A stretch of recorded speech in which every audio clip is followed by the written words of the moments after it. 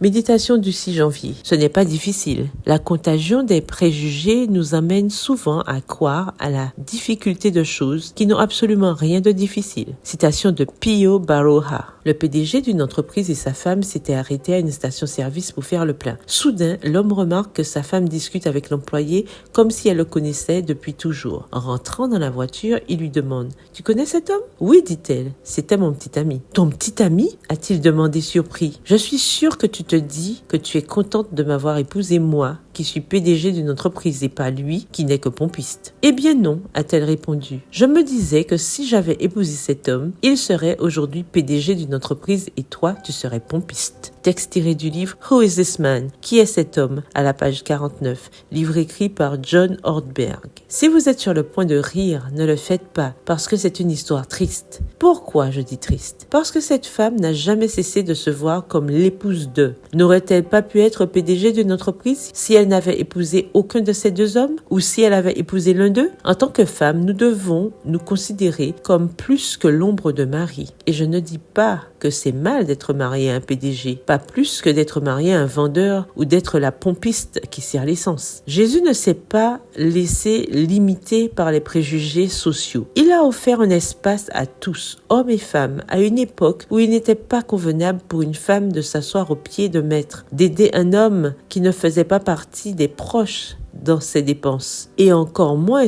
de l'accompagner dans ses déplacements. Pourtant, Jésus allait de ville en ville et de village en village. Il prêchait et annonçait la bonne nouvelle du royaume de Dieu. Les 12 étaient avec lui et quelques femmes. Marie appelée Madeleine, Jeanne, Suzanne et plusieurs autres qui les assistaient de leurs biens. Luc 8, les versets 1 à 3. Mieux vaut brûler la Torah que la confier à une femme, dit un écrit rabbinique de l'époque de Jésus. Quel commentaire radical, n'est-ce pas? Mais Jésus enseignait à quiconque voulait apprendre, homme ou femme. Continuer à apprendre et à aller plus loin est notre privilège en tant que femme.